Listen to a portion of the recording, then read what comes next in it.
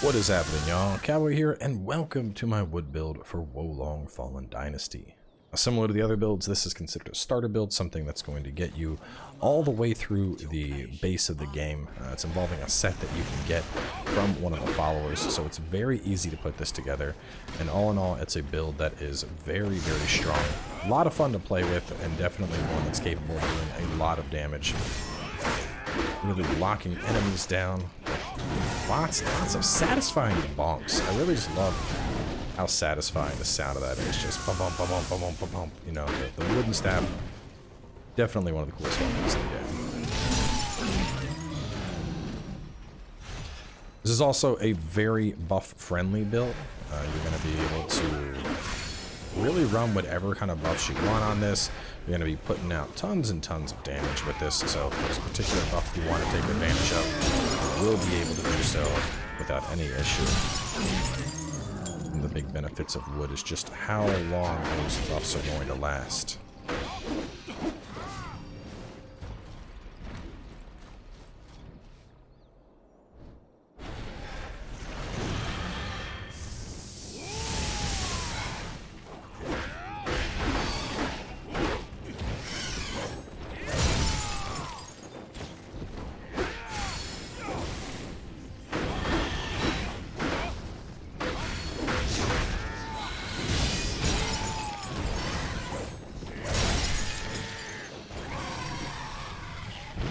So even fighting against a fellow wood-aligned target, still shredding the poor thing.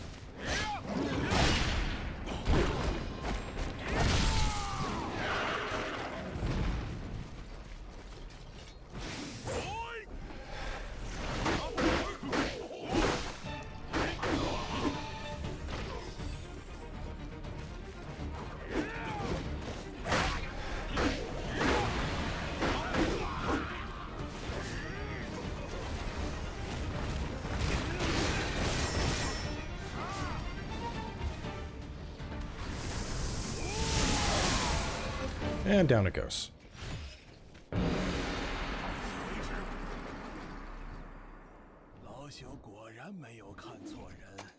So similar to the other builds, we're going to jump back into town, take a look at the stats, the wizardry spells. We'll go into our divine beast, the gear we are working with, and show you everything that this build has in store. Now the nice thing about a wood build, like I mentioned, this is another very safe build all around. We're going to be pulling from a lot of different buffs because we're going to have a huge buff duration. But one of the big things with wood is we also have a lot of spirit defense, which means this has a lot of sustainability. You're not losing as much spirit when you're hit. And that's great because that's one of the core mechanics of this game. So taking a look at this build, we are all the way up at 99 wood at 150, as you would expect. Our secondary stat here is going to be fire, and that goes up to 31. And then the armor that we're wearing is quite heavy with this build, so you're going to have to go up to 22 earth. Now, working this build early on, you're going to need your 22 earth to be agility, of course, and besides that, pretty much every other stat point you get should be going into wood.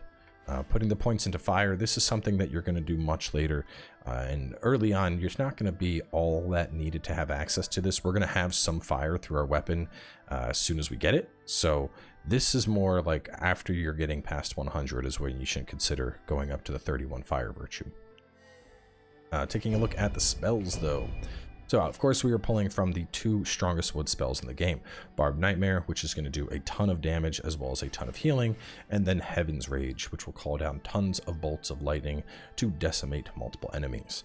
Now one big thing to keep in mind with Heaven's Rage is this is going to be very terrain dependent. If you're using this on uneven terrain, you're going to have results that are kind of inconsistent with it. So you only really want to use this when you're on a flat terrain and you know you can hit a big target with the majority of bolts. It doesn't have the the same impact that a lot of the other AoEs would have unless you're on perfectly flat terrain. It's really important to call that out, because as you just saw, we were able to one-tap the crocodile with it, but we were on a flat playing field when we did. Down here we have Blasting Flare, which honestly is like my favorite ability in the game. Until you have access to get enough fire to really pull from that. Instead, there are a couple other things you could pull from, one of the earliest being Barb Conductor. It's a little bit expensive on the spirit side, but Barb Conductor is really good. It's fast, it gives some AoE, and it's a good way to get lightning up on your target. So if you want something that's early lightning related, Barb Conductor is very solid. I actually like that a lot more than the other lightning stuff, such as Lightning Rush or Lightning Bolt.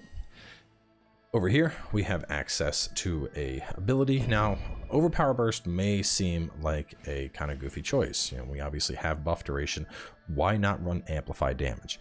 And this is where things really come down to preference. We can take great advantage of buffs with this build. And honestly, I would suggest actually dedicating 2 slots to buffs, the one up here and the lower one if you don't want Blasting Flare. You could certainly do that. So one thing we could do here is say run Amplify Damage, and then instead of running that, we could run something like Perfect Restoral, which is going to negate out an attack that would hit us. The point is we have a ton of buff duration, so there are a couple different things you could do to help pull from that. If you don't want to go Perfect Restoral, you could instead go Guard Formation or whatever else the case is going to be. It's really going to come down to just player preference here. But keep in mind that our spell duration is 100 and almost 60%. So roughly 1.5 times and some change the duration of buff would typically last. So a 60-second buff suddenly lasts 90 seconds. A 30-second buff lasts 45 seconds. And you really should pull from that. Try and take advantage of that with this build and pull from buffs that you personally really enjoy. Now going on into the gear. First up, we have the Jade Green Staff, which is the Way of Tianzu. This comes from getting the set from Hongjing. And then, of course, we have Heaven's Reliance with Hero Beyond the Age, which I think I do have my thing on with it. So this is the Cao Cao set. Now, one of the great things about this set for a new player in particular is that it's going to come built in with marking flag detection. So you're never going to miss a marking flag as you run through the levels. But it's actually just a really solid set all around. You know, we have morale point gain, which is great for progressing through the level. We have the marking flag detection, sword spirit damage. We have spirit vulnerability upon martial arts. And then, of course, we have slow when we hit martial arts. So because we already have spirit vulnerability upon martial arts, we don't need to put that there, and so instead we have power drop. So basically, if we hit an enemy with a martial arts attack while using this sword, we're going to drop their power and we're going to apply spirit vulnerability to them. On the other side, if we are using the Jade Green Staff, keep in mind we will get that set bonus still. You won't get power drop, but we will pull from the set bonus here, the slow upon martial arts and the spirit vulnerability. So using the Jade Green, we're getting slow, spirit vulnerability, and damage amplification all upon martial arts, which is quite potent. Another nice thing about the Jade Green Staff is fanning Peacock. If you're in positive spirit, so blue, it says high spirit, but it just means positive.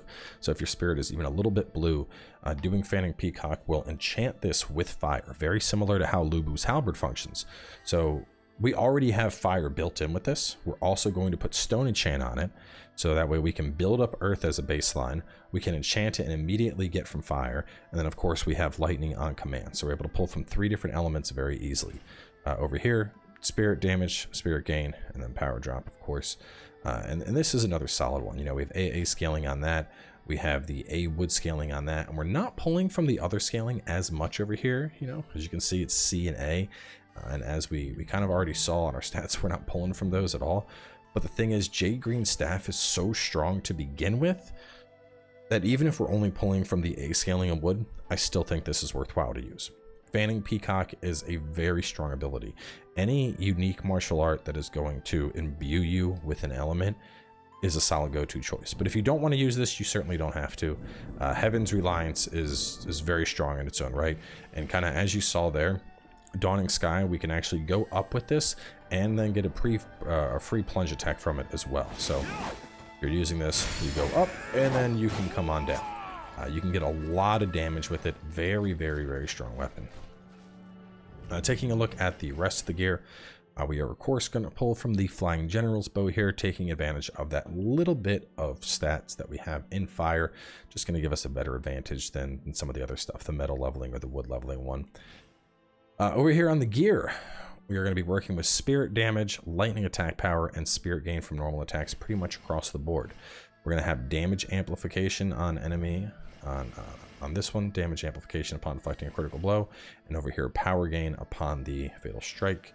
And then of course we have spirit damage received on these two pieces. Make sure you have a brief explanation of Sun Tzu. That is the set piece that you're going to need to have per Cao Cao. Then of course whatever else you can find for that final slot. And all in all, you get a build that is pretty resilient. This is a build that's going to really just last a while. It's going to do a lot of damage. It's very aggressive. One of the things that I like the most about this build is just how you're able to see everything where you're going through the entirety of the map. You know, you already have your tracking built in, and that's really nice. I mean, honestly, until you get a accessory that has marking flag detection, having it on armor really is a huge boon. It's going to make things so much easier as you're going through the level. You know, you're never going to forget where a marking flag is, and it's just nice. It's good quality of life.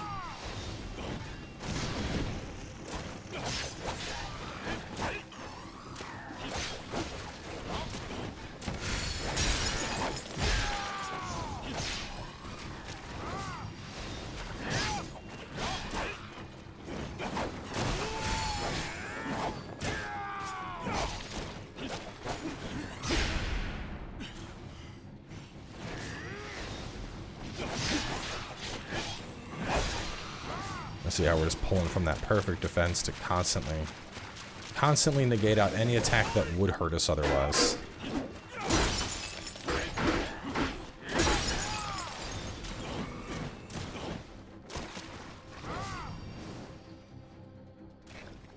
Oh, there's the one left.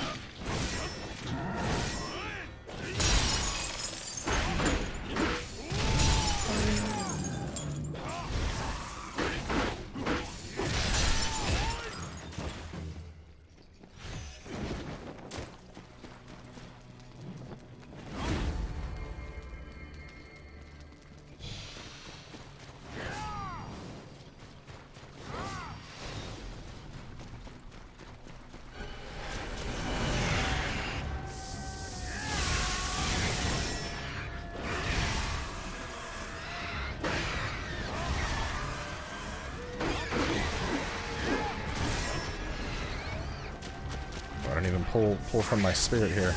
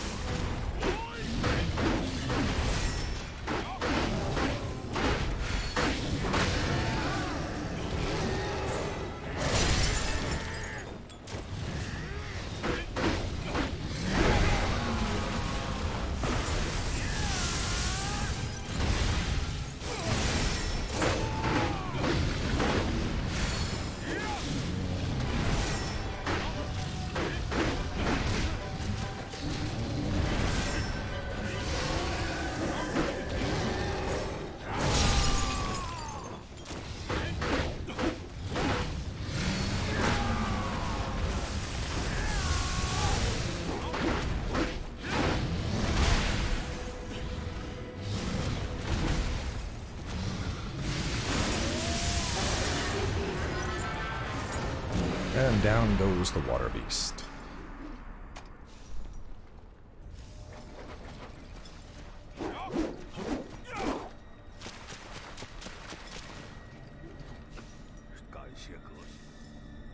Yeah, very safe build. Lots of sustain. Typically, I like going for overpower burst just to like really amplify up the damage of my lightning. But you know, obviously, that being a single-use buff doesn't have as much synergy as some other things, but it's still fun. I mean, it's one of the things that'll let this like really pump out some damage. Another combination that I like doing is going for, was it Focus Zone? Because this is one of the few builds you can actually pull that off. Focus Zone and Amplify damage obviously is funny, but you could do Focus Zone and Overpower Burst to basically line yourself up for like a singular super fat attack, which you'll see in a second. And one thing that is nice is because of our buff duration, we're able to put this up and we can pretty much wait and let our spirit get like all the way down to 0. And we have barely lost anything in terms of stats. So, boom, boom, boom, boom, boom, boom. 215 per hit on that.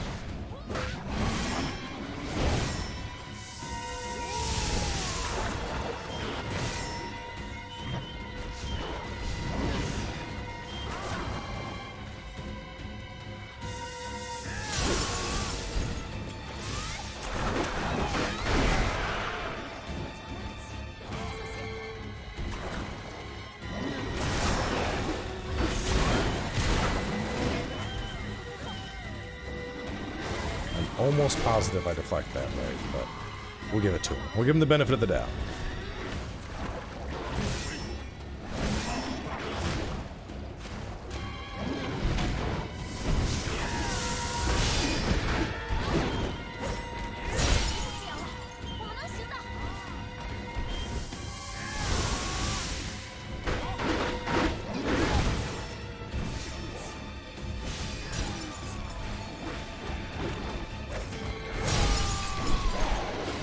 Some silly damage we're putting out. Bam! Large grass knot and the weapon, they definitely increase the drop rate on those 5 stars.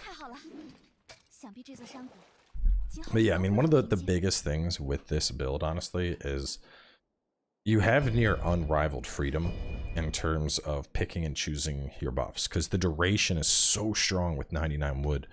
Like, even stuff that typically would last a short duration, we're getting a pretty significant boost there. So if you want to take that even further, you know, while we do have lightning attack power on our gear, you could instead go buff duration on all the gear, and obviously you do be drawing back from lightning a little bit, and then over in